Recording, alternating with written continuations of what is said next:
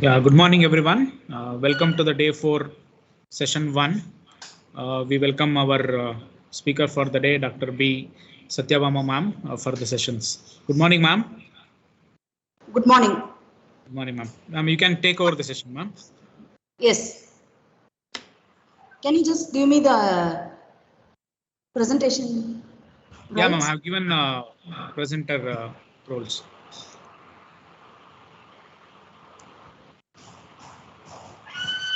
Is my screen visible?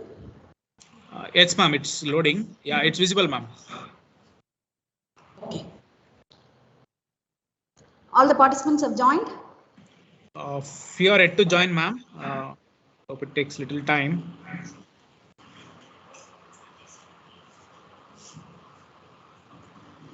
We'll wait for 2 to 3 minutes and then we'll start. Huh? Okay, ma'am. We'll start by 9:05. 3 minutes, we'll wait for them.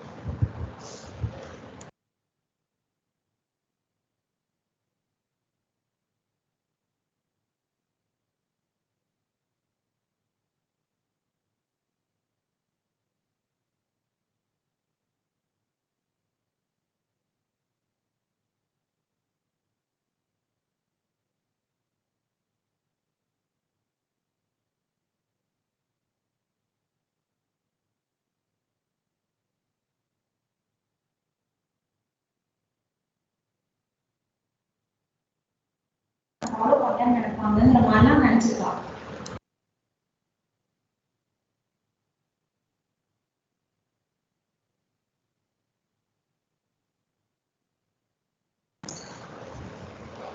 Shall we start? Yes, ma'am. We can start. Okay. Good morning to all.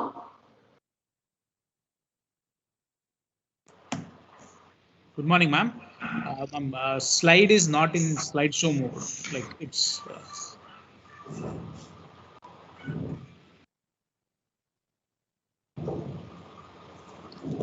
Now? No, ma'am. It's still in the regular display mode only. Oh.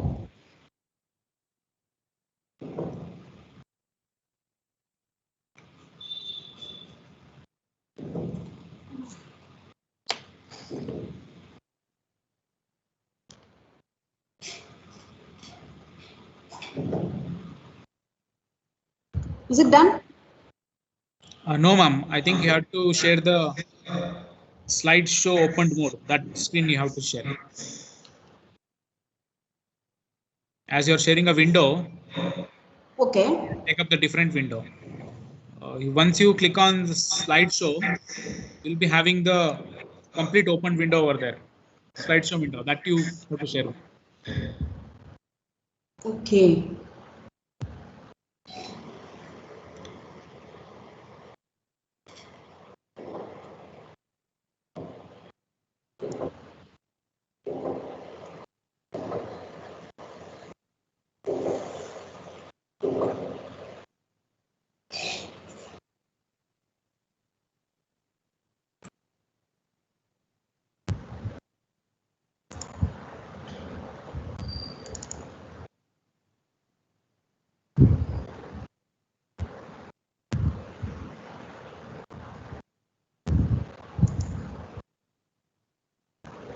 Is it done?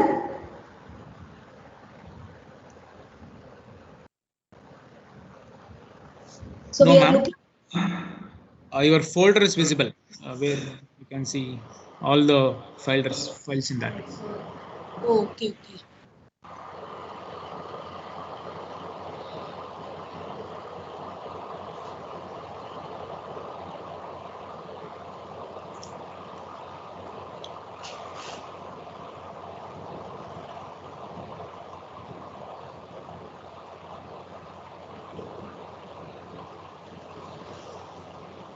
Now? Same, ma'am. The folder is visible for us.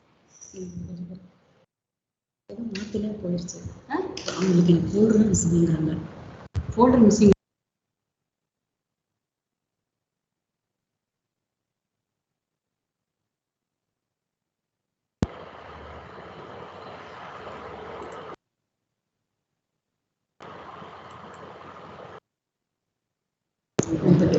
Is it visible now? Yeah, ma'am. It's visible. Perfect, ma'am. Okay.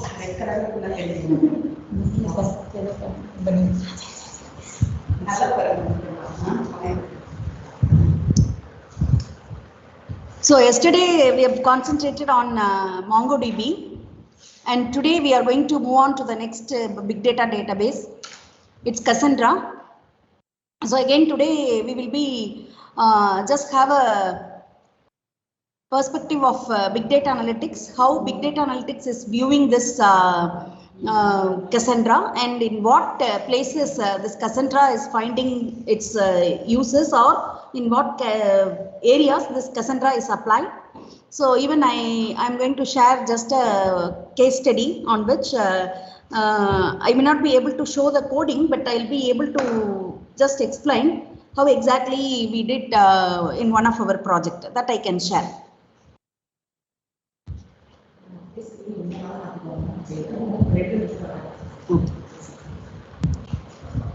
So now this Cassandra is also a kind of non-relational database.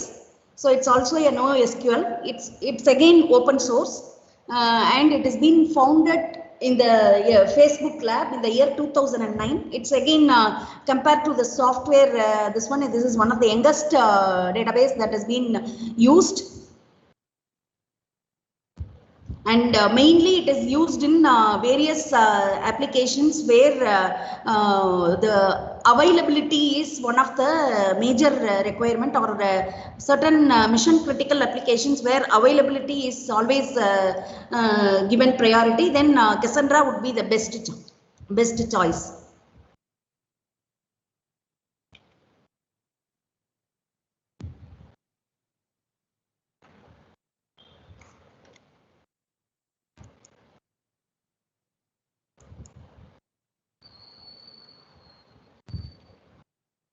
So next is our Cassandra. It is again Apache Cassandra. So it is highly scalable, and it's also a high performance distributed database like MongoDB, and it is also better handling large amounts of data across several servers.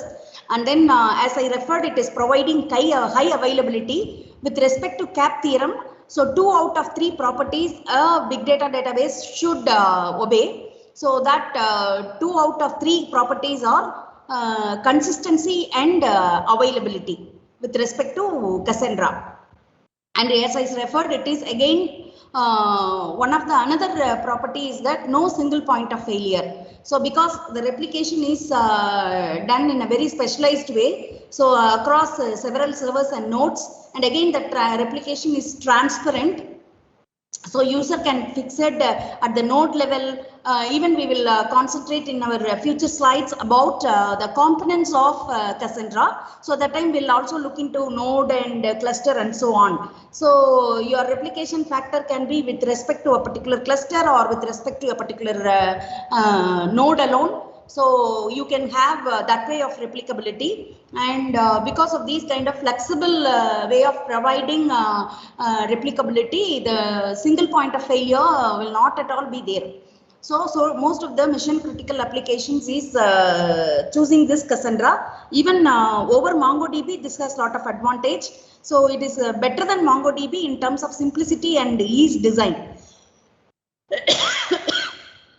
So provides a mechanism to store and retrieve data other than the tabular relations. So it's a schema free, easy replication.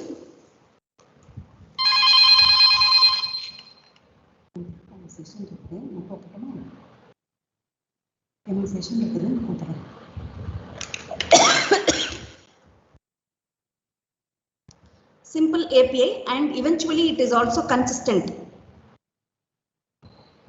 So as per your CAP theorem. So the primary features of your Cassandra is simple design, and like your MongoDB, this is also does the horizontal scaling. This is also partitioning the data and final control over availability. Because of the better replication property, it has good availability. Even it is again better than your MongoDB, and it is also having wide variety of data structures. And like your MongoDB, this is also performs all the operations in a very faster way. So that's why big data prefers Cassandra MongoDB for performing the operations, or in general for more number of calculation intensive or complex data structures are hold, then these two databases are preferred. So when compared to MongoDB, again choice is more for your Cassandra. And on another beautiful aspect of your Cassandra is that suitability of your problem it must solve. So whatever the problem you are going to take, almost for all the problem, it's a kind of customized solution you can provide using Cassandra. And as like MongoDB, it is also not supporting transactions, but obeys ACID property.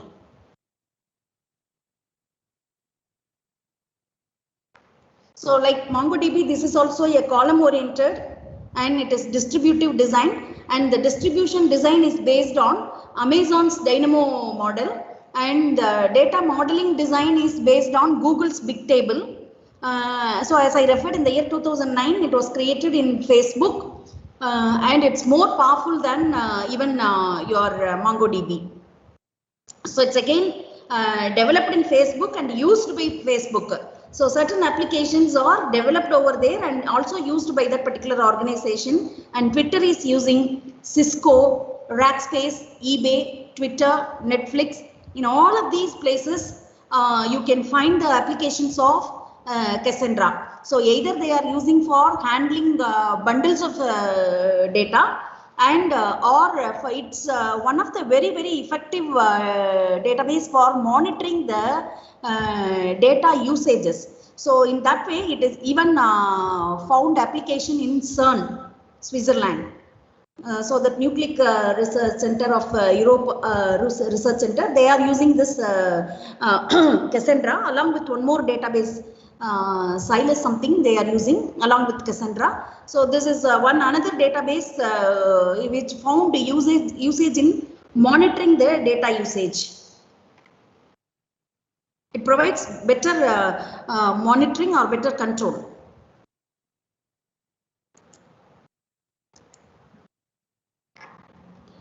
Components of Cassandra, as I referred, so you have a node and you have a data center. So node is a simple one where the data is getting stored, and data center is a collection of different nodes or related nodes, and cluster is a one which contain more data centers. So you can provide replicability with respect to node or with respect to clusters, or even with respect to data centers too. And you have a commit log. So this is one of the beautiful aspect of your Cassandra. It says that it maintains the property which works against crash recovery. Sorry, which works against crash.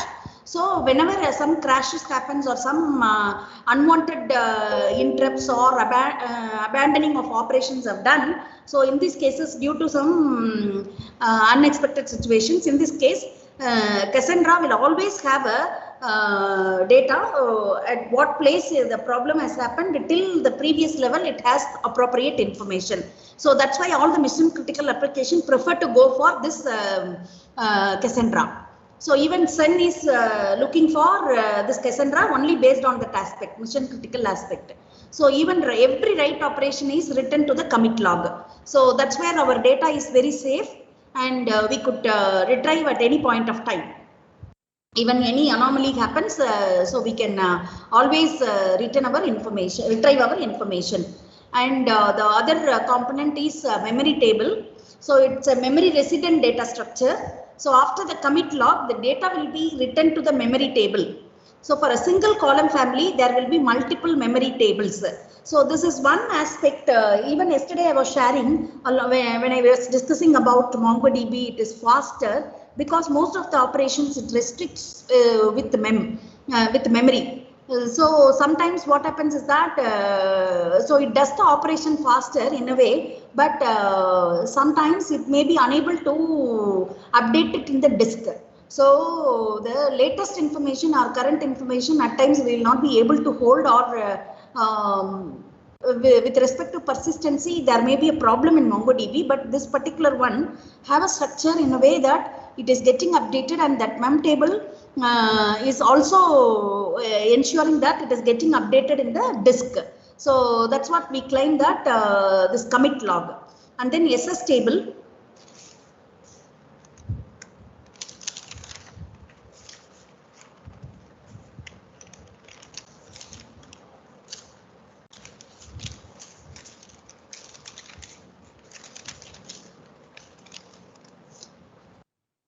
This is a short strings table as disk file to which the data is flushed from the memory table when its contents reach a threshold value.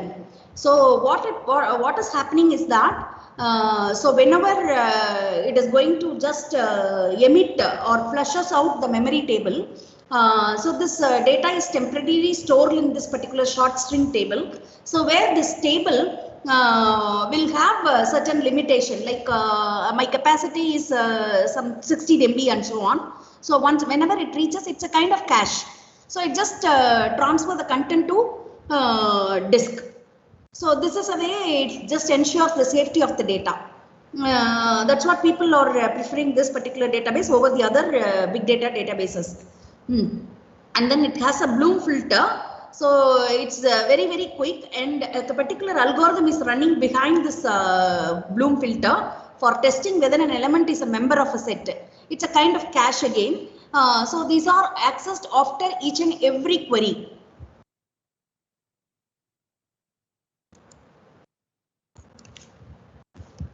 So we are moving on to the Cassandra query language.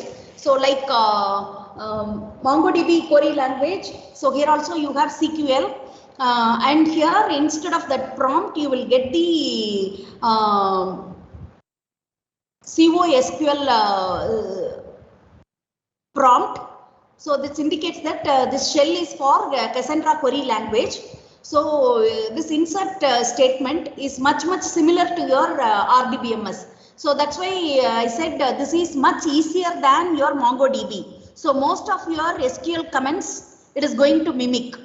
But it is unfortunately or fortunately it is a kind of non-SQL or no SQL database. But most of the comments it just borrowed from SQL, but it does its own way. Flexibility is given, no schema based information, because it has to operate under the situation where complex data structures and unstructured data, and then you can even go for a kind of video and video clip, audio clip, and so on. So that's flexibility is as like MongoDB it is available, but simplicity because everyone are very conversant with the SQL commands. So because this also uses the SQL commands, mimicking the SQL commands, it is again easy for all of us. So Cassandra insert statements, write data into the Cassandra columns in a row form. So Cassandra insert query will store only those columns that are given by the user. So it need not be that always insert is going to insert fills all the columns. So depending on the requirement of the application, user can fill up the columns. So that's why this database is also called as column oriented database or column database, columnar database. So you have to specify the primary key column, that is important here also. So we can just retrieve data based on the primary key very effectively, and also it's one of the indexing aspect too. So always it also prefers to go for a primary key column, and you have to specify that primary key column. It will not take any space for not given values. See, this is another beauty of this Cassandra. So if you are not using any of the column for that fields, it won't assume any space. It won't allot any space. So no results are returned after insertion. So it's just an insertion operation. You are filling some value to the database. So it will not be showing any results at the end of the insert operation. Even though you are doing a successful operation also, no results will be displayed over. Maybe you can display the database or the corresponding columns later on. Okay. So insert into key space. So key space here in your MongoDB, collection is the database name, document is the record. Here key space is the database name, and you can also call this as a table, like in your MongoDB, sorry, like in your SQL or relational database management system. So in the table name, you are giving column name 1, column name 2, column name 3, and then followed by values for whichever column you wanted to assign values, wherever you have to specify. So for columns, you can give the values. So am I making sense? So far, all of you are freshly sitting for the first session of today. So far, it is any doubt for anybody?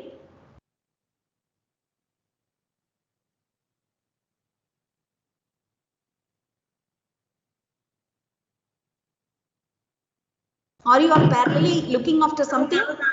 No? It's okay? Yeah. Okay, ma'am. Okay. No doubts, ma'am. Okay, ma'am.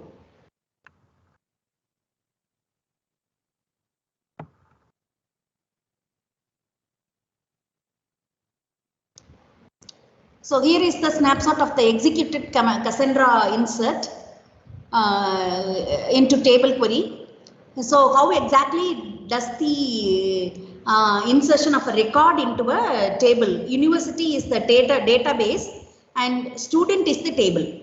So please remember, key space is the name given to your database. So key space is a container for storing all your tables, because at the end of the day you have to have some relations or tables for storing your information, right? So for that the container is a key space.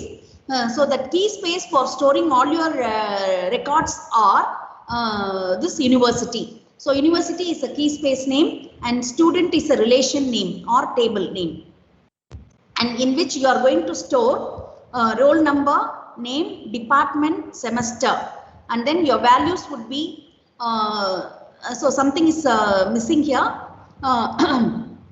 So I have taken slightly missed those items. So roll number and then name is visible, and department you can assume, and semester also you can assume. So here also I have written the same thing.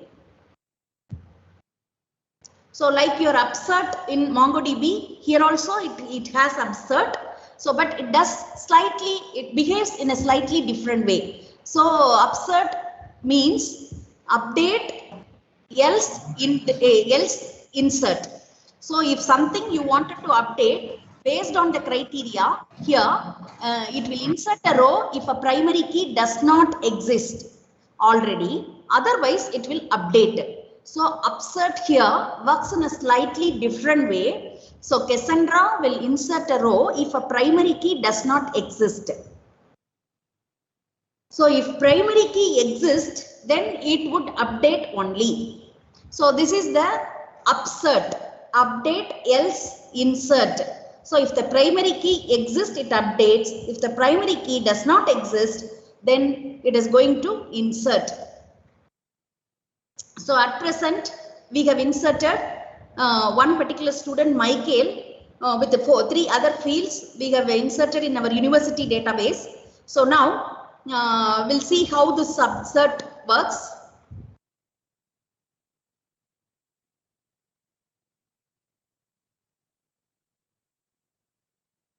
So update query. So this update query is if you want to just update any values. So this is also, you know, with using set class you can perform, and also the data is filtered using where class. So the syntax is update key space, this is your database name, and then table name is your relation, set column name 1 is equal to new column 1 value, and then column 2 and so on. For whatever value you wanted to give, you have to give, and always you have to give this where class.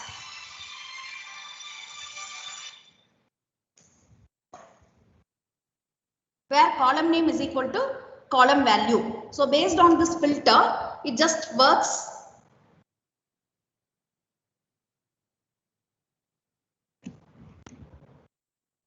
So before updating the data, actually one particular slide I hope I missed.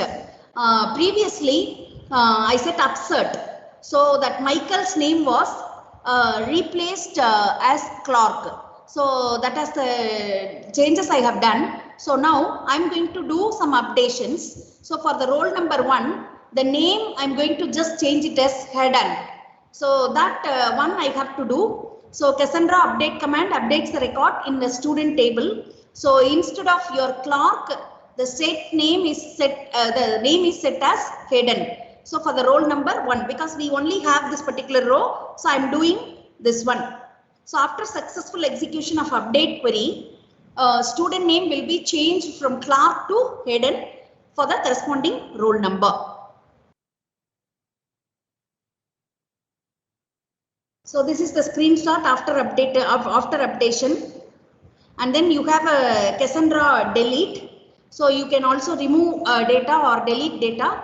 Either you can delete some column or you can delete entire row from the database. So when data is deleted, it is not deleted from the table immediately. So this is also possible in your RDBMS also. Instead, delete data is marked with the tombstone and are removed after compaction. So here it just behaves again from SQL in a different way. So tombstone is a kind of a big stone. Normally, this has been why they are using this tombstone, I don't know. Normally this is available in the graveyards and all for keeping that monument thing. So this tombstone is a bigger area. Here they wanted to mention a bigger area. And once as and when the data, deleted data is accumulated, at one point of time, we do this garbage collection and compaction. So all the unused area will be again compacted, that is merged and again released for the user area.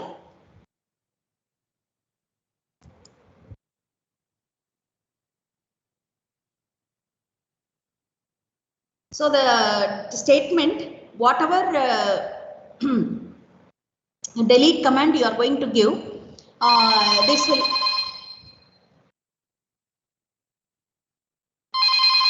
exclude.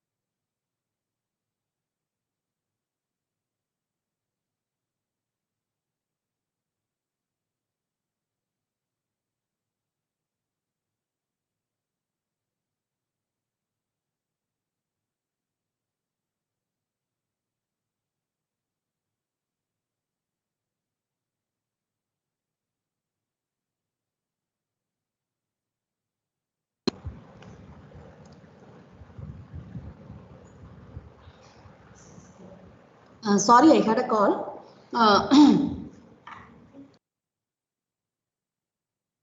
So it will delete depending on the number of rows or the columns that matches the given delete condition. So whenever it matches, it just delete either rows or deleting some columns from the table.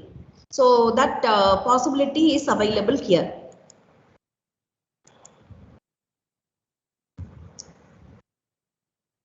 So you have the current database state before deleting the data, and so that will remove one row from a table student, delete from university dot student where roll number is equal to 1. So in this case, I'm deleting the roll number 1, that is head and record will be deleted.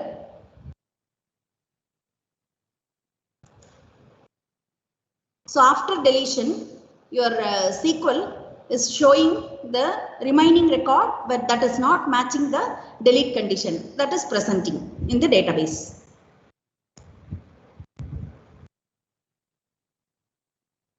So now we have seen actually what Cassandra does and how it benefits big data or in any other applications, and how it does the query aspect and all. So now we also need to know, so because this is very, very important, because accordingly we will plan our works wherever we'll get these kind of situations. So these are following the limitations, I can say, or Cassandra will not support in these areas. So like your RDBMS, even aggregation is to a certain level obeyed by your MongoDB, but SQL that is your Cassandra query language will not support aggregation queries like maximum, minimum, average, and so on. And then your Cassandra query language also will not support group by and having queries.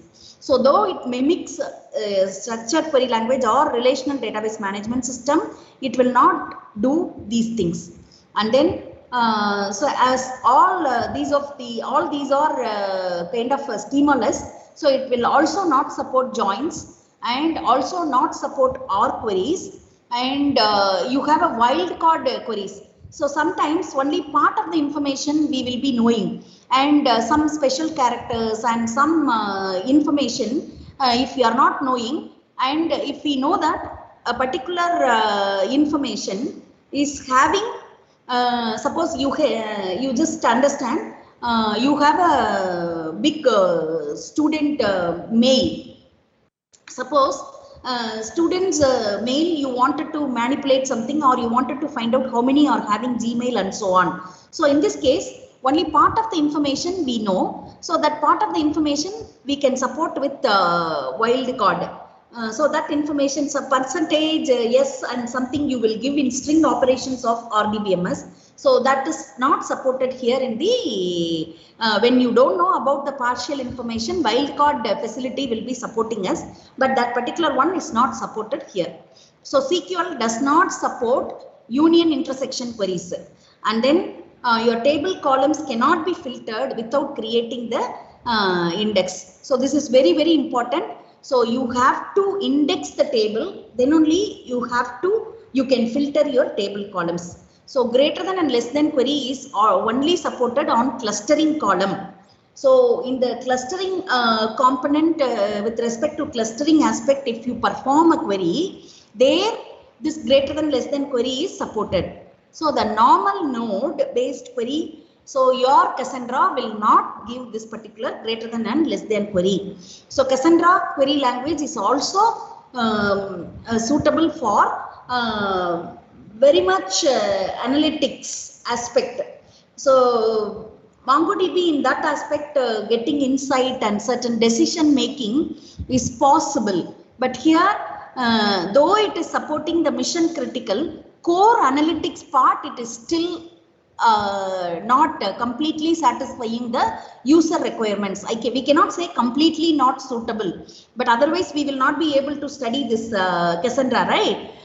So analytics purpose, core analytics job, and if you wanted to, you are expecting, suppose you don't know much about the database. So this is the predominant situation for explaining this particular situation. Suppose you are knowing about your data, then in this case, analytics will not be very difficult.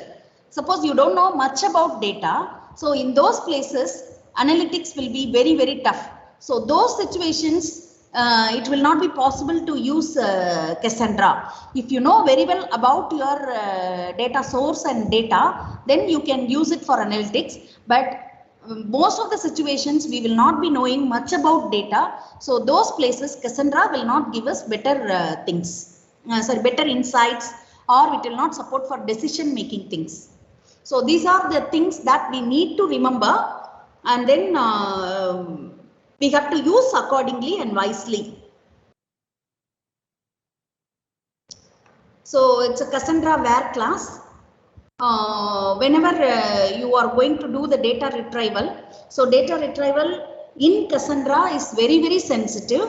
Column is filtered in Cassandra by creating an index. I was mentioning that suppose you wanted to retrieve some information, the previous slide, it says that without doing this, you cannot filter the column information. So you have to create an index. So then only you can filter the information that is based on columns, and you can create an index on non-primary key columns. Already you have a primary key, so based on that particular column you cannot set up an index. Already primary key itself is an index, right? So how many of you will agree? Because I'm only just discussing, so I need one person just describe about this primary key in view of your RDBMS. Because the same level in Cassandra, we are using this primary key. So can anyone just describe the primary key importance and properties or features? So in can I? Yes. Yeah. Very good, ma'am. Very good. Good morning, ma'am. Actually, primary key is something which is has to be unique. And basically this unique index is then definitely being used for referencing one particular row when you're doing searching. So when you have a primary key, your fetching of or searching of records becomes more faster as well. So and as well as redundant data will not be inserted in the table.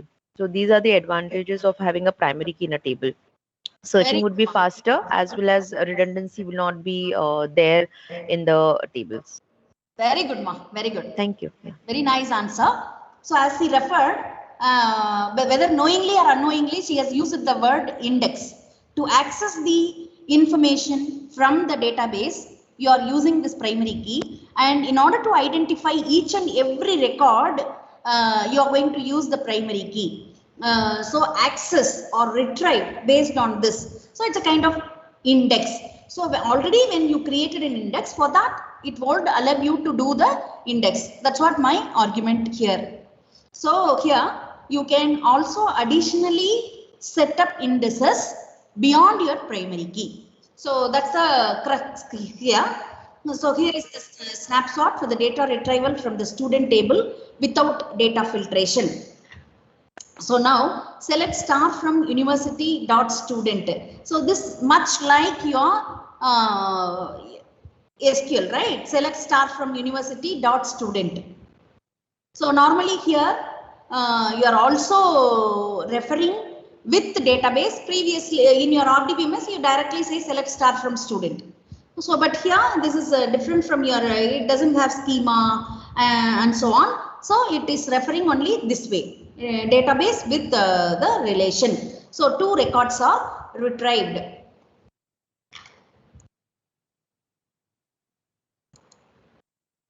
So here is the snapshot of the data retrieval from student with data filtration. Only one record is retrieved. So data is retrieved here based on the column name. And then here you just see all the records are retrieved that has name equal to Guru 99. So suppose I may have another Guru having a roll number 3 or 4.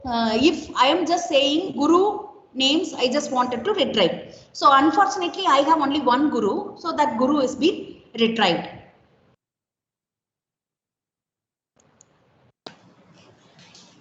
So you have a possibility of creating and dropping index like you can do it in other fields as well. So similarly for index also this facility is extended in Cassandra. So you can use the command called create index for creating your own index other than the primary key. So if data is already exists in the column you want to index, Cassandra create indexes on the data during the create index statement execution. Your data may be already available in the index column what you wanted to now identify and designate as index. So though the information is available, it doesn't mind. So after creating an index, Cassandra indexes new data automatically. So after creating an index, so it has to add new information called or new designation that is being added as index. So that particular name is also there with that field, and based on that index again you can insert some value in that particular field or in that particular column. So you can create an index for a non-primary key field. So indexes on collections are not supported. So whenever you see for index will be done only for the, because we have we will be studying a new data structure. So because new data type, I'm very sorry, new data type, set, list and map. So these will be, we will be concentrating, that is unique to this Cassandra. So those collections, those are simply called as collections. So that will not be having the possibility of indices, or you cannot associate indices with the collections. So collections are your list, set and map. So we will study that later. So without indexing on the column, Cassandra can't filter that column unless it is a primary key. So for filtering columns in Cassandra, indexes need to be created. Either you have to use primary key or you have to indicize, and then based on the indicize, you can retrieve data. So one such example here, it has been given. Create index name on the database name dot your table name, and with the index field, what field beyond your primary key, which other field you wanted to give the rights as index. So that you have to give it. Very simple syntax. So select start from university student where department is equal to CS. So it says that invalid request because no secondary indexes are restricted on the column support the provided operators. So can anyone tell me why this has failed?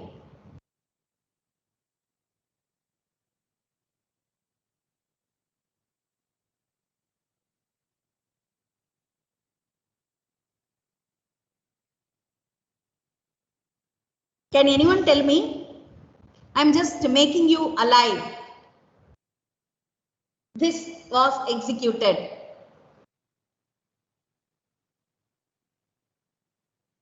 Whatever I am discussing, that may not be correlating with the content inside this black box. As it is a black box, we don't know what has been done. Can anyone just justify what has happened here?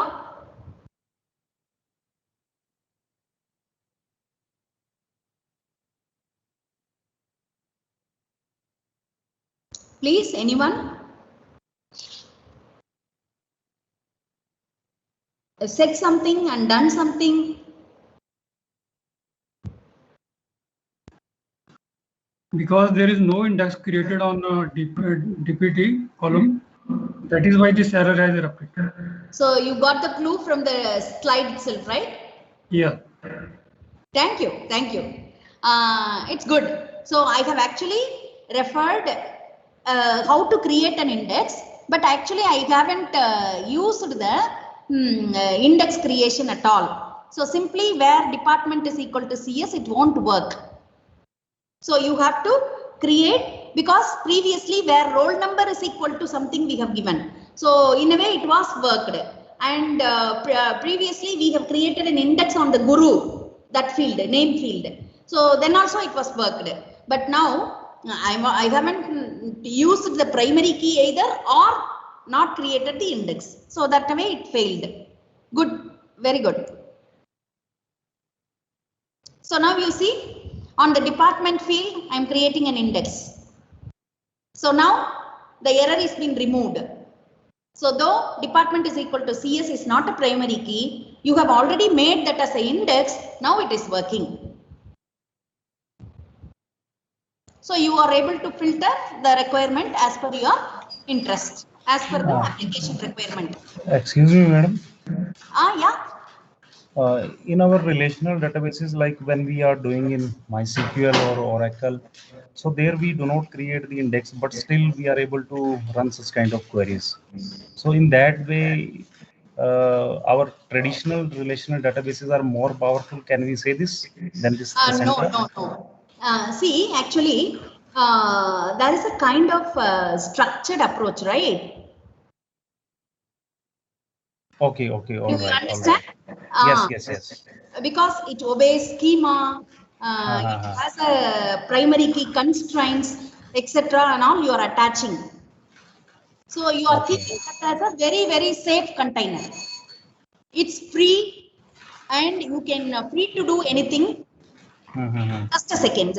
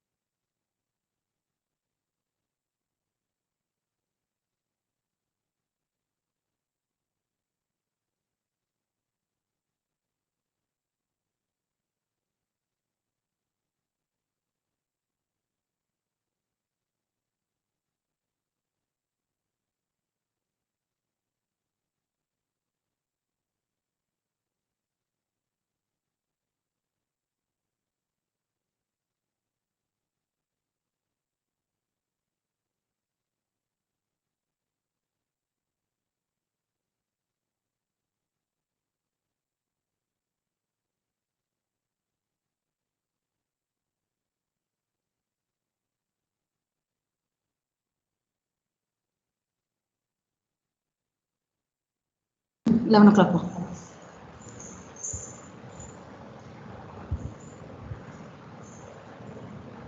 Someone was, Professor, please, you were asking something. Yeah, you were answering the question about in traditional relational database.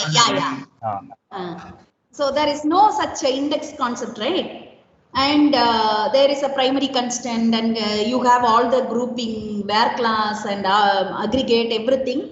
And that was almost, I can say, it's a kind of a template. It does whatever it says, kind of machine we have used, but you can free to do anything here. So that's why these kind of restrictions are raised here. So anyway, whatever flexibility is given, again, there is something on the other side too, we have to accept. So okay, if madam, it was a good person, Okay, madam. I have also noticed another thing. Yeah. That is, every time in the whatever query you are writing, every time you are writing the key space name. Yeah. So why it is so? Like when we are inside one database. So in tradition, again, I'm comparing it with the traditional SQL. So there we do not need to write the database name every time in the queries. Yeah, even in MongoDB, yesterday you might have noticed. So once you used that particular space, like once you switch to a particular database, and it refers that particular database for the subsequent operations. But here, maybe some latest versions might be permitting you to do, but I'm not sure. Whatever the version I have used was allowing me to, did not allow me to use without tables. So it was only used with database and then table name. Yeah, that's madam. I'm asking why it is necessary here to every time to write the name of the database, like university you are writing in some of the examples. If we are under one database name. Because again the answer is no schema, right? Okay. And always the container, they say that the key space is a one, that's a container for accommodating your information, whatever further you are going to load. So the container name should be like, I can say you one thing. So once you are entering into a college, right? So we are all wearing, I don't know whether the situation I can say or whether it is meaningful here. So anyway, you are known to all, almost most of the 90% of the people in your institution, but still we are wearing the ID card, right? Yes. Here, so I just read an article. It says that the container space should be also carried out, like we are all carrying our initials with us. Similar to that, in order to refer, say my name is Satyabama, always we used to say I am Dr. B. Satyabama. So that B is, I know that my initial or my last name, but we are carrying that particular one. Similarly here, it says that within this container only these data are stored and as no schema and no structured one. So I should not away from this container for the intention in which I wanted to store the students database only in the university. But MongoDB has given a provision for that. But Cassandra, whatever the version I have used, it is 3 point something I think I have used. This doesn't allow me to do this database name without database name. Might be if I know before the end of the session, if I can answer. So this is what I understand. Maybe even you share the mail. Let me check with someone, or maybe I have to do a research only. But it is again a good question. You have made me to think more. Madam, another thing related to what explanation you have given, I have not noticed that you are saying that in Cassandra we do not use the schema, but schema means just similar to some table name, and in the examples that you have shown, you have used. It's a template, right? It's a logic. Okay. It provides a logical structure to your database, right? Okay, madam. Okay, thank you. But here, that correlation along with whom. So always you are moving with your parent for hand holding something kind of thing. They are taking this database. So I'll just find out. May I know your name so that I can get the email ID, and also I can share in the WhatsApp to Geeta ma'am so that she can share.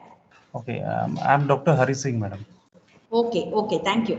I'll just remember your name. I'll note down your name. I'll collect the email ID so that I can also share this information in WhatsApp. Okay, Other than this, if any other reasons are there. Okay, all right, all right. It was really a good person.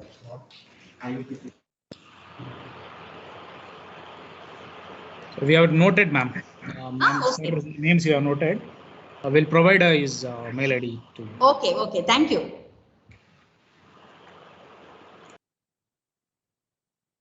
So you can drop the index to if exists. So what you have to do is already if you want to drop the index again this person if exists. So that's again a keyword that we are using. So if such keyword such a index is existing, then you can drop the index. So drop index if exists university.department index. So we have created our index for the department. So that index we are dropping it out. So once you have dropped, based on that you cannot retrieve information exclusive to that particular index. So once you have to create again and then you have to do it. So after successful execution of the command, the index will be dropped from the key space itself.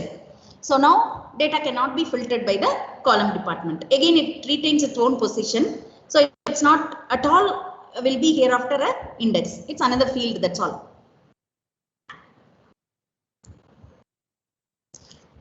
So Cassandra supports many data structures. Like it also has integer. Before we'll enter into set list map collections. So I shall just explain. So it has all the built-in data types like MongoDB, whatever it has, most of them are again available in Cassandra too. Integer, just if you say int, it is a 32-bit integer. And if you say big integer, big int, then it's a 64-bit signed long integer. And then if you say double, it is 64-bit floating point. And if you say float, it is 32-bit floating point. It just follows IEEE standard, this scientific notation. We used to say double and float in terms of decimal representation, and also we will represent in exponential form. So all such formats are possible with the IEEE standard notation. And also you can have Boolean variable and then binary large object, and then you have a counter and you have a decimal separately. And then you have timestamp, varchar. So this varchar is not available, I hope so, in MongoDB. And here also you have a text under Unicode transformation format. So this text is also there in MongoDB. There also it is Unicode transformation format. So these are all the different data types. And beyond this, you have a complex data type called collection. That collection consists of set, list and map. So what are they? So we will concentrate on these things. But these collections are very, very useful for doing much better applications. So you can, in general, this collection, as the name indicates, you can have multiple elements. So in MongoDB, when yesterday I was giving this example, I hope so. Like a person may have his personal mail ID and official mail ID. So I can say mail ID colon within curly braces. I can add number of mail IDs or number of phone numbers. I may have 2 or 3 numbers. One may be office number, one may be my home, or one may be my mobile. So I can have the facility to add for a single field more than one value. So similar to that, here in Cassandra, you have multiple elements in a different way, that is the application is expecting. So each set may have its own behavior and list may have its own constraints, and map is also having its own specific requirement. Okay, but anyway, these are used to hold multiple elements. That's why these are called collections. So again, there are limitations in Cassandra collections. As we referred that MongoDB holds 16 MB for the field, but collection this Cassandra limits only 64 kilobytes of memory. And then normally what they say is collection must be small to prevent overhead of querying collection, because entire collections need to be traversed. So that's the reason here the index are not working. So again, within a particular field, you have to travel again. So again, if you set up an index, that will become a secondary index or the supporting index for the primary one, whatever you have created already. Beyond that, you have even a primary key that particular relation might be having. So that's why they are limiting certain, they are restricting something here in the collection.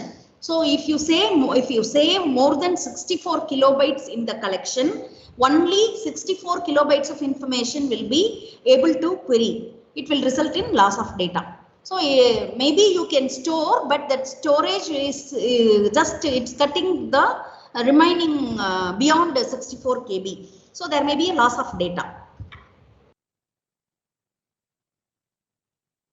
So as we referred, three types of collections: set, list, and map. We'll see what is set and what is list. So set stores group of elements that return sorted elements when querying. So you can just assume anything for your set. It's a kind of they are just naming the set. The concept or the terminology is being referred from the set theory of mathematics. So it just refers group of elements and returns the sorted elements when querying. So you can store in any way, but when you are querying this, the query results will be in a kind of collected ordered form, or in a sorted form. All your elements will be displayed. So as I referred, again here we are referring only multiple email addresses for a teacher. So it has been given. So create table university.teacher, and I think here also we are referring university.teacher because it's syntax, ID, integer, and then name, text, email, set. See here the set we are using for email, and then inside here you can give more than one values for the set, and then primary key is ID. So I cannot set an index for the set. So if you are having the email as a field and you are declared that as a set data type, then it comes under collection. You cannot create an index for this email field. Please remember that. Am I making sense? Is it clear?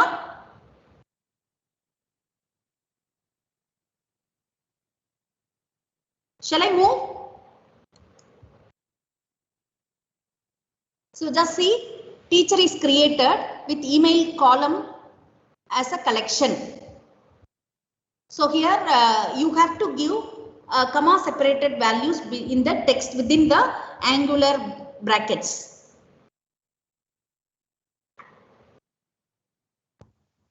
Hello. So, yes. Ma'am, actually, suppose I have to provide two mail ID, then I have to, first of all, I have to place one mail ID, then comma, then second mail ID, and all those mail IDs should be in angular brackets. Within angular bracket, you have to give those mail IDs. Okay. Within angular brackets, you have to provide mail ID with comma separated. Yes, yes. Okay. The purpose is that you want to, for a particular field, you wanted to have maximum values. And here you don't prefer any ordering, right? So you can use set. Set is a collection of items. That's it. And when it is going to print, no, it just prints in the sorted way. See here.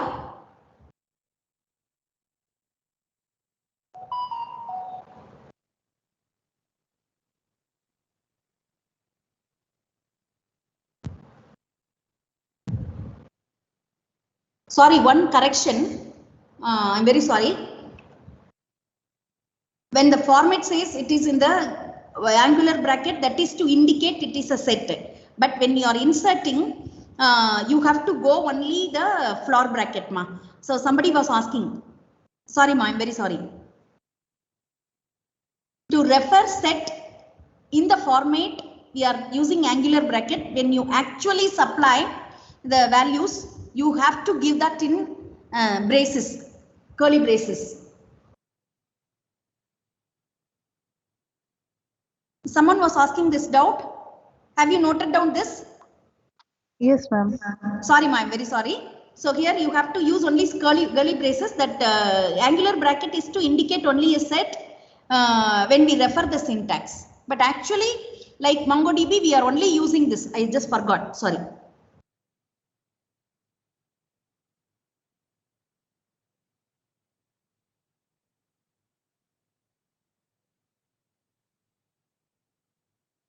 So now, when the order of elements matters, suppose you wanted to have ordered information, then you can prefer to use list. So list is like they claim this is a kind of array. They say array, but the elements are you wanted to have some ordering, then you can prefer this list as a collection. So for the teacher, I'm adding course names as the list. So here I can add MongoDB and then Cassandra, Hive, Pig, and so on.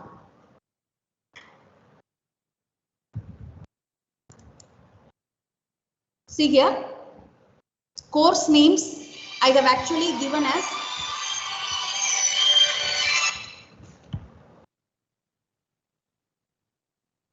list. So here I have just given only one course. So you can add one more item like MongoDB or Cassandra. So these things you can give. So in which order you wanted to maintain, that order you can give it here. So it won't do any sorting when you give the data here. In the order what you wanted to maintain, that you have to give. Is it, am I making sense? Is it clear?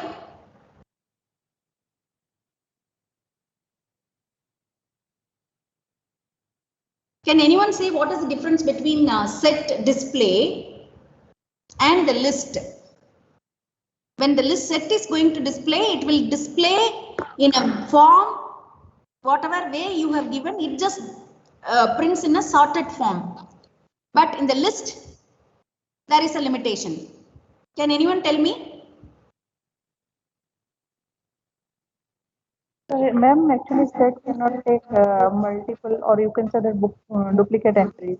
Yeah, if you just give some, suppose say for example, prerequisite kind of things. Suppose you want to study data science, you must have studied already RDBMS, right? So that's a prerequisite course. So suppose you want to maintain some prerequisite information. So definitely data science will come after database management system. So these things you can use list.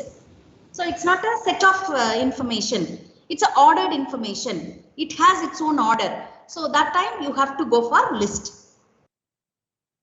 Is it clear? So after insertion, it just looks like this. So map collection is used to store key value as pairs. So as the name indicates, map reduce. So this also resembles that. So it just stores the information as key value pairs. So as its name implies, it maps one thing to another. Just mapping means key to address or key to value. So now we are doing key to value. So if you wanted to have a course name with its prerequisite course name. So here I have given that example. So if you wanted to study a particular course, So now recently AICTE model curriculum, that prerequisite has been taken it out. But previously in the choice based credit system, how many of you are following AICTE model curriculum?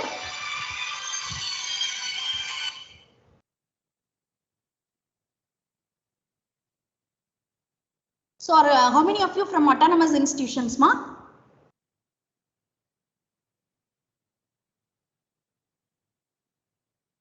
Hello?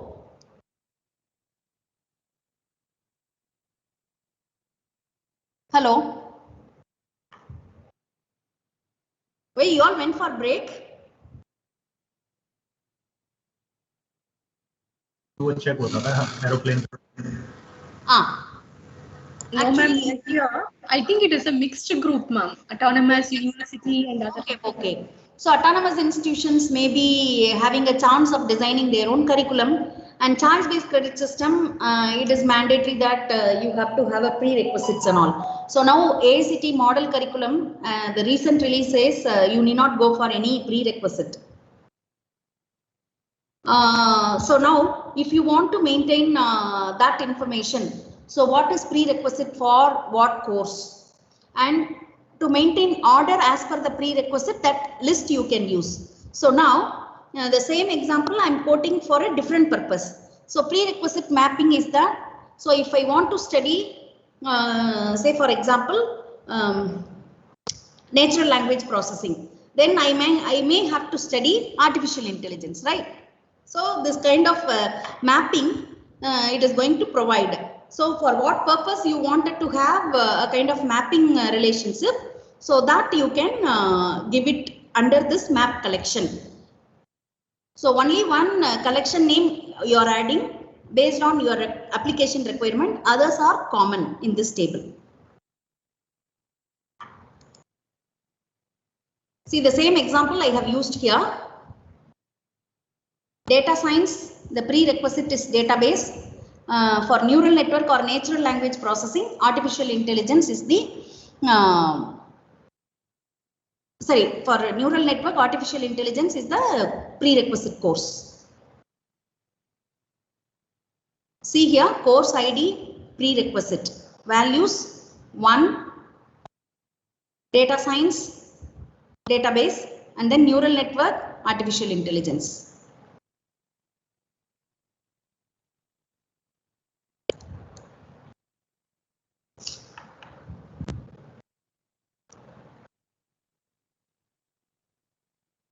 So the course names they are displaying.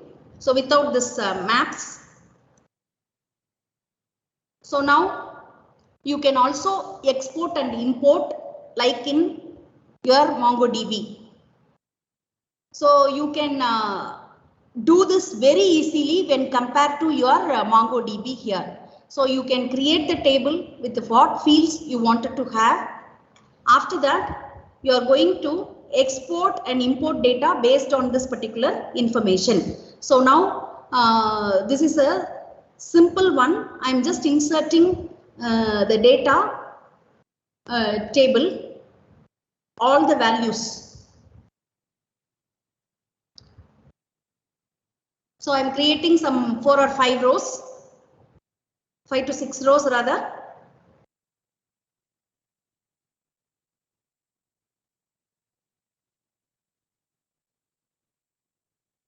Here one thing I missed, like the database name I have missed.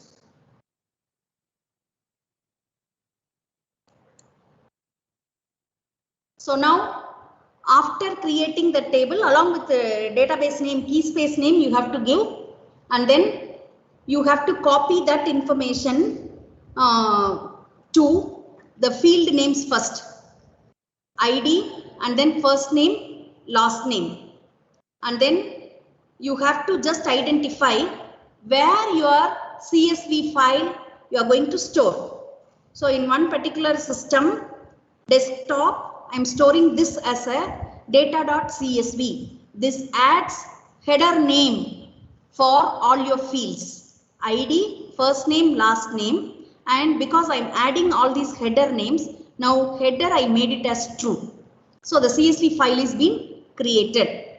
So now there are 7 child processes. Actually, this copy data is one process, and in addition to that, I have 6 different records.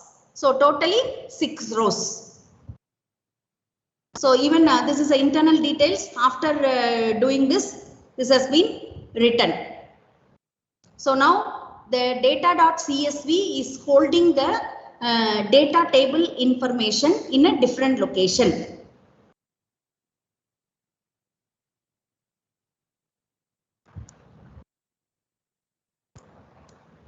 You can also truncate after that. After creating, suppose you have copied some information to a CSV file, and if you want to delete or truncate your data table from your Cassandra cell or Cassandra the university database or whatever the database, you can do that.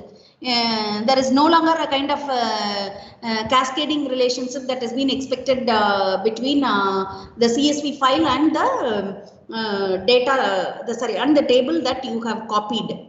So after that, even if you create, the CSV might exist. It will be existing only. So now this CSV will be holding some 6 records that has been copied. So to import the data, so following Cassandra query language cell, given the query that has been given below, so you are going to copy data, that is your ID, first name, last name from the CSV file with header is equal to true. Then the rows are now importing to the table. Or this data maybe you can give in a different database, you can copy this. So copy, I may move it from university to employee database, employee.data or employee.record. I can copy all these CSV contents. So again, 7 child process to create this one, and 6 other rows have been processed. So these are the information. It's very simple, right? When compared to MongoDB, importing and exporting is a kind of command level work alone. So there is no much work need to be executed for importing and exporting. So you can import a CSV file and a TSV file also, tab separated values also.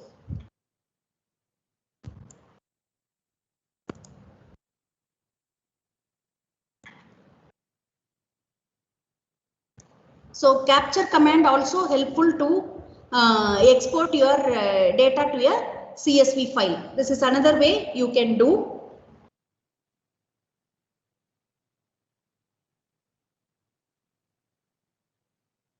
So this is the path as we referred here, some Ashwath computer. His computer desktop we have stored. Now we are storing in a different directory. That path is being given. So using capture also you can export data to CSV.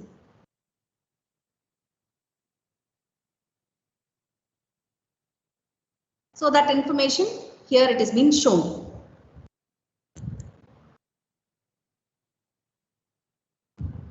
So this is where your CSV file is now looking. The imported, the exported CSV file from the database.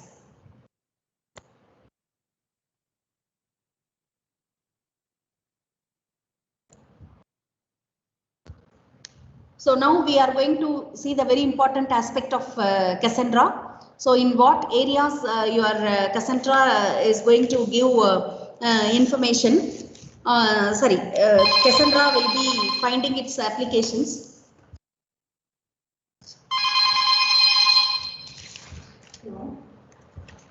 So Cassandra applications, I have just taken these areas. Beyond this also you can find Cassandra's applications. So starting from storage, backend development. So depending on the requirement of the application, different organizations have used Cassandra in various ways. So for some organizations, they have used Cassandra.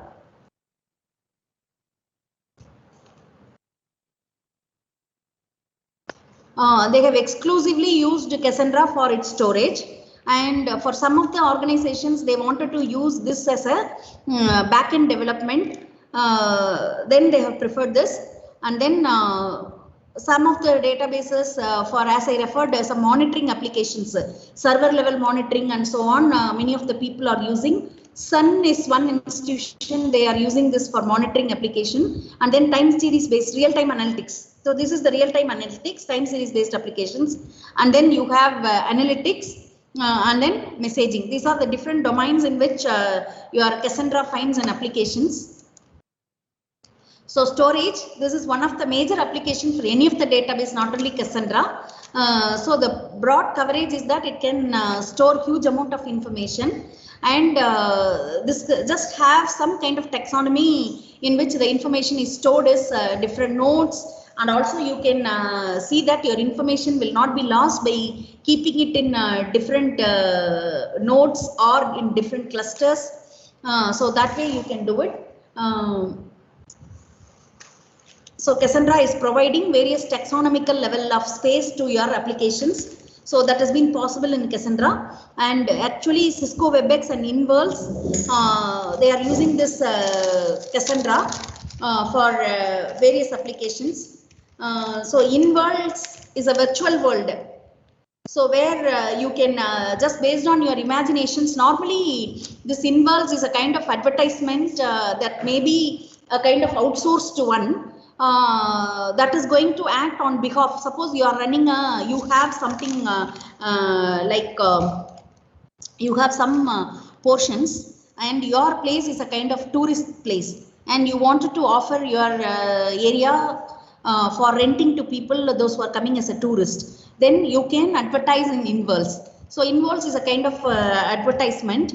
That is, it will just show the kind of information in a very interactive way to the users, and the users in what way they prefer. So those we created under InVerls. InVerls is a kind of advertising agency. So they create such imagination applications. So there also this Cassandra is used.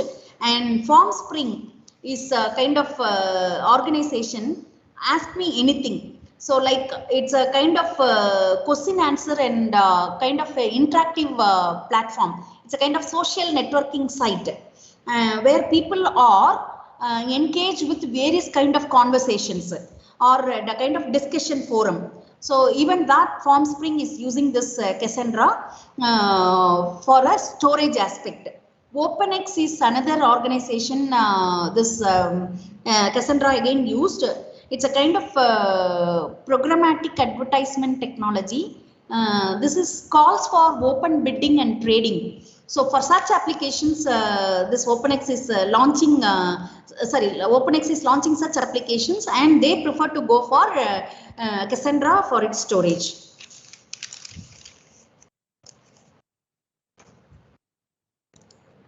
Backend development. So normally yesterday we referred a mean stack applications.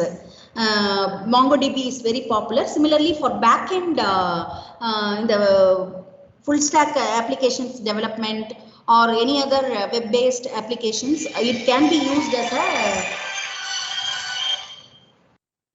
backend database, very effective backend database, even more than your MongoDB. And it's a wide platform for development of the backend. It also provides a huge database of the data. So most of the big voluminous data, if they wanted to see and wanted to use, and if it is going to be a kind of mission critical applications, and many of the application developers, they prefer to use this as a backend. And Cassandra monitoring. So Cassandra not only providing a backend facility and storage facility, beyond this, it is also monitoring the user activities on a wide scale. And then this user activity are monitored based on different parameters the application is looking for. So server monitoring, media or art, music, etc. And whatever way you wanted to monitor, you can monitor based on Cassandra. So Cassandra, you can customize for monitoring that. So as I referred already, CEN, it's a European Nucleic Research Center, and then CloudKick. So this CloudKick is a web-based control hub for cloud servers. Sorry. So that offers with centralized server monitoring aspect. So for these things, again Cassandra is used. And next one is time-based applications. So time series based applications. This is a real-time analytics.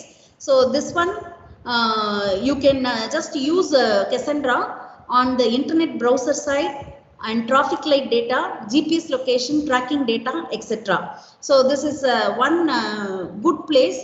You can ask your students to develop applications for these kind of things, and you can ask them to use this Cassandra. These applications require heavy write systems. Cassandra is best for these kind of applications. And whenever you have this heavy write systems, no, because of the Cassandra architecture, we referred mem table to SS table, short string table. So without losing any information, so that is one of the things that is wanted for this real-time analytics application, though it is not for hardcore analytics applications, but these kind of analytics Cassandra performs very effectively.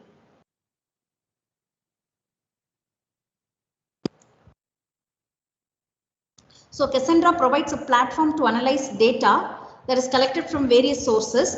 So these sources may include social media, product feedback, catalogs, retail inputs and lookups. So developer can use Cassandra to retrieve and analyze the data. So Oyala is another product. So that is using this, Oyala is organization that uses this Cassandra for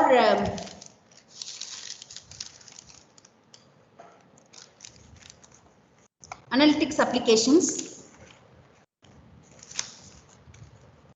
So these are the different applications in which your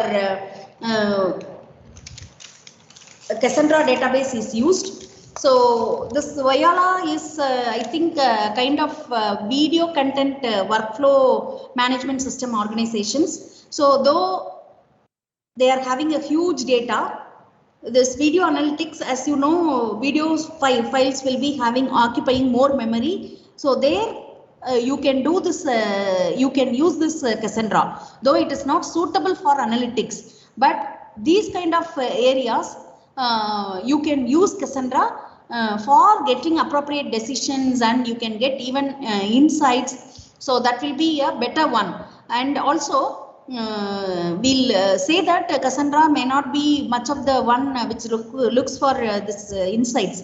So whenever you don't know much about data and you have a huge set of data to analyze and monitor, and you have to retrieve insights, then Cassandra would be the best choice.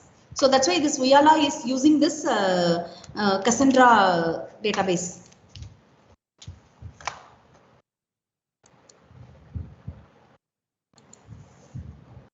So with this, I'll come to an end. And if you have any queries, you can ask me. And one another information I just wanted to share. Before this, let us just discuss if you have anything. I need to speak about one particular aspect where we have used Cassandra.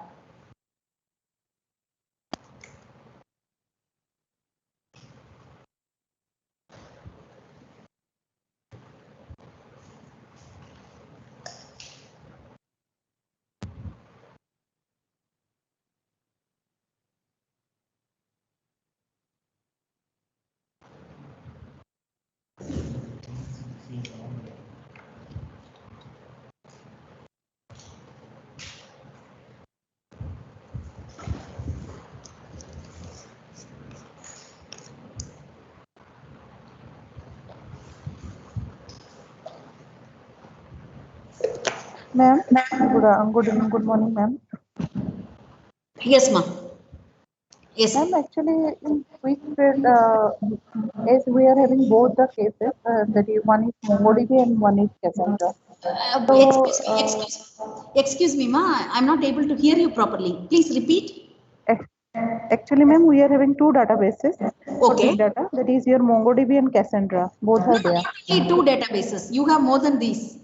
Like I say, suppose we have read only these two, Okay. and suppose in the real field, suppose you take the case of the, because whatever we have seen in MongoDB, there is no need to provide all those things like your, it is just like your key value type of data types. What you have to insert, it is like your, you have to provide the key, then you have to provide the value.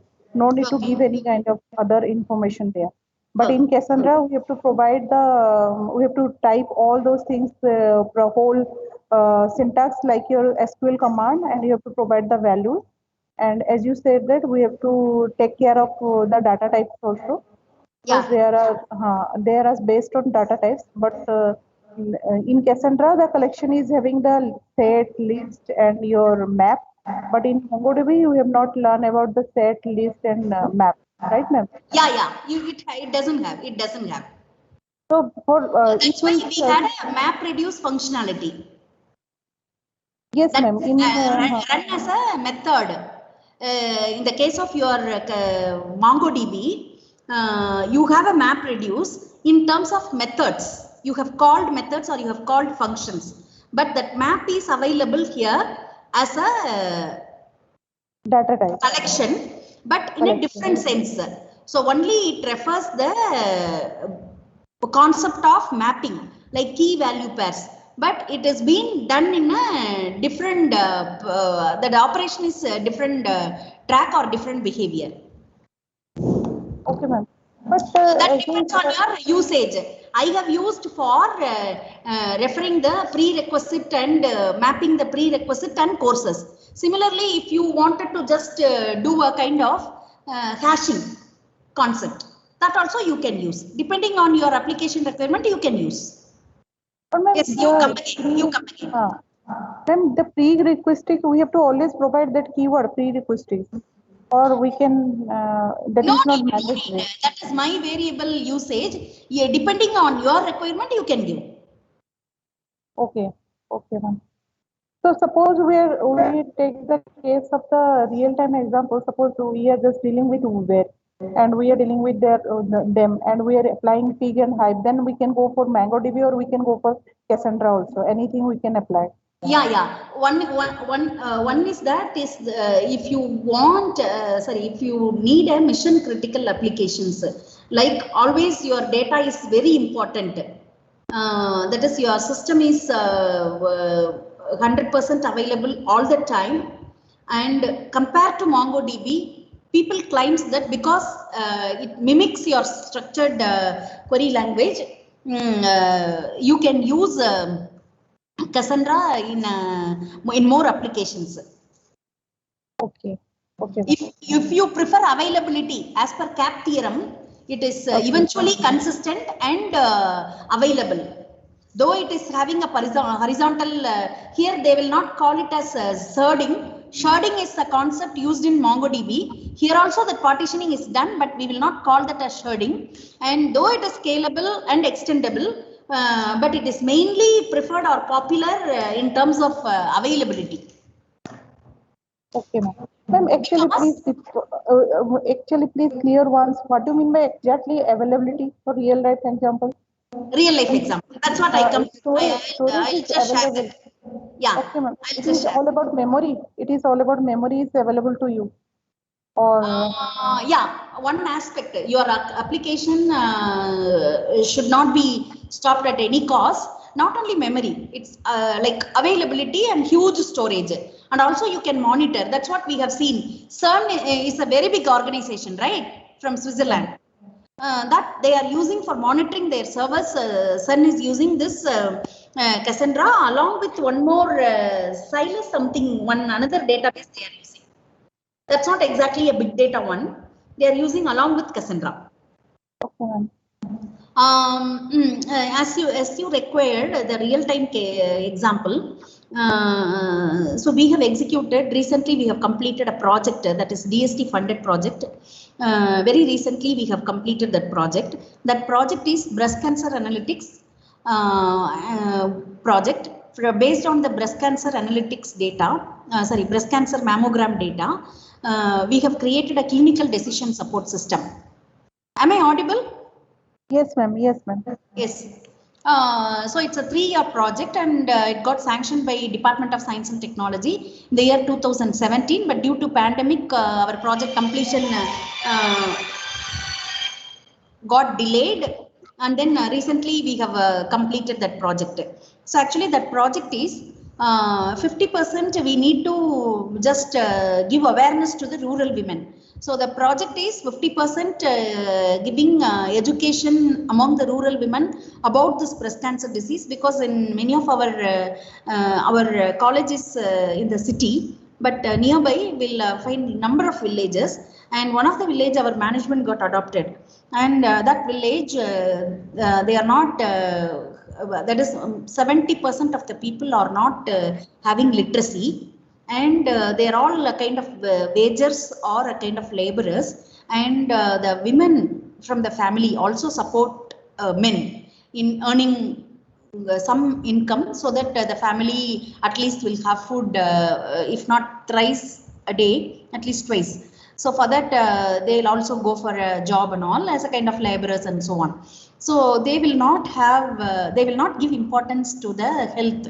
So we studied that particular area. One of the village is being adopted by our management, so we had a chance to study about that particular area, and then we hosted this program, and fortunately that particular project was sanctioned. So one is that educating them on the side of health, exclusively on the breast cancer, because when we have taken a survey, the year 2014-15, cervical cancer was the leading one among the women's death. And after that, slowly the reports have suggested that breast cancer has leaded. So that's why we have taken that particular project, and we also educate them on awareness. Holistically, we have developed in terms of giving them yoga campaigns, how yoga, certain exercises or certain yoga practices, yoga and meditation practices prevent cancer, prevent breast cancer. Exclusive yoga doctor came and pursued that. And after that, we have invited those participants to screen for mammogram. Directly, if we go and invite them for screening the mammogram, they will not come. So only at the end of second year, it's a 3-year project. At the end of second year, we have invited the women to our campus. First, we have organized a program. That program is like Women Are You Fine, a kind of Tamil title we have given, Penne Nalama. So that series of programs we have organized. So in the program, that was an exclusive breast cancer campaign. So in which top leading oncologists, women oncologists, they came, participated, and they spoke to women and all. And after that, those people we have taken for screening. So we have collaborated with one hospital, and we have taken them for screening. And with the project, we should thank DST and our institution, because part of the amount our institution has also given contribution. So though the project amount is 80 lakhs, some of the contribution is even made by our management. So we have collaborated with Shanmugha Cancer Center in Salem, and they made a very, very flexible price, for affordable price. So with that, management could spare and DST could spare some amount. So we made all the adopted village women to come forward for screening. And after screening, those data we have analyzed. So for analysis of that particular data and storage of that particular data, we have used Cassandra database. And now that encoding everything, we have given it to DST, and that has not yet been given approval. Otherwise, I could have shown some project completion report was over, and final all amount they have settled, everything is done. So we have used Cassandra for certain querying applications, and also we have used Cassandra to run Cassandra, R and Python. We have used OpenCV, all these our technologies where we have used where we developed our clinical decision support system. So this clinical decision support system was a boon to all the medical practitioners and the radiologist. So our CDSs would locate the target area very accurately. We had previously certain traditional systems that were also doing this image processing job and looking out or extracting the target area or problematic area. But ours is a very unique one because we are going for a filing patent. So I will not be able to show everything. That content I'm not able to show. So it is targeting the healthcare practitioners because they need not spend much time, and most of the time they are unable to locate the target. It's happening, and we also had we visited number of oncology institutes too, hospitals rather, and radiology centers. So even one of the radiology center from Salem, they are collaborating in that particular project, and based on their idea, and they've suggested that this one should be patented, and we have gone for patenting that one. So actually target deduction part, it is automating at the end of your radiologist and as well as at the medical practitioners. When they look at this CDSs for taking any diagnosis decisions and treatment decisions, our CDSs would be giving kind of dashboard to the medical practitioners, and as well as it automates the radiologist part. So there, for storing all those records, we have used Cassandra. And certain minimum level querying we did with Cassandra SQL. Okay, ma'am. That was a real-time case we have used.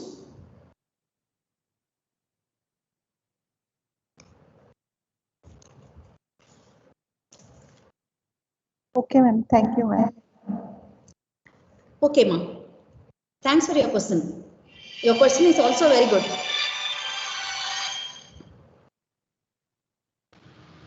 Any other persons?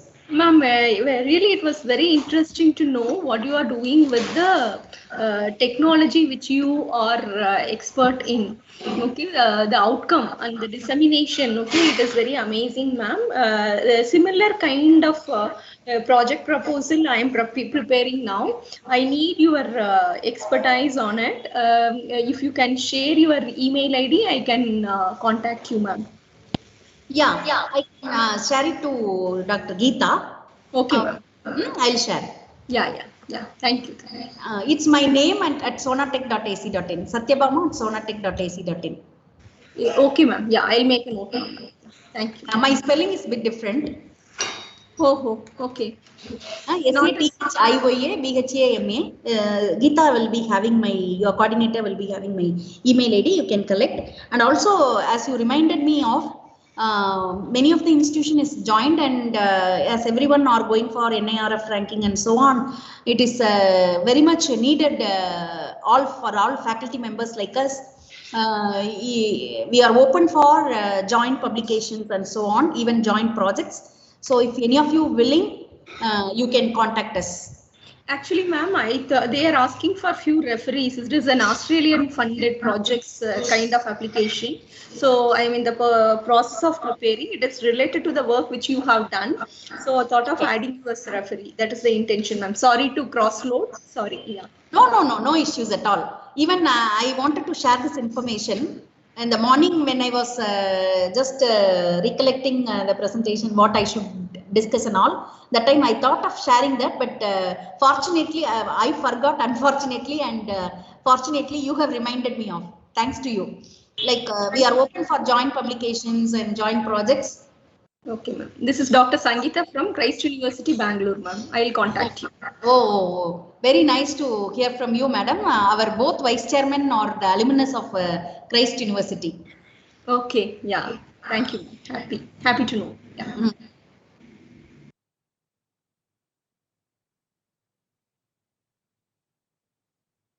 Any other participant wish to share anything?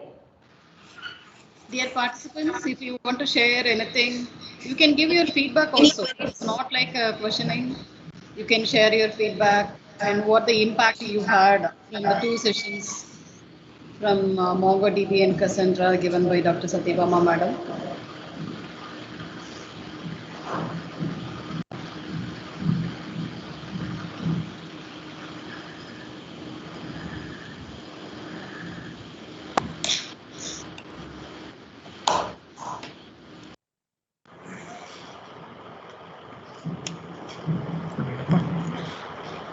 Okay.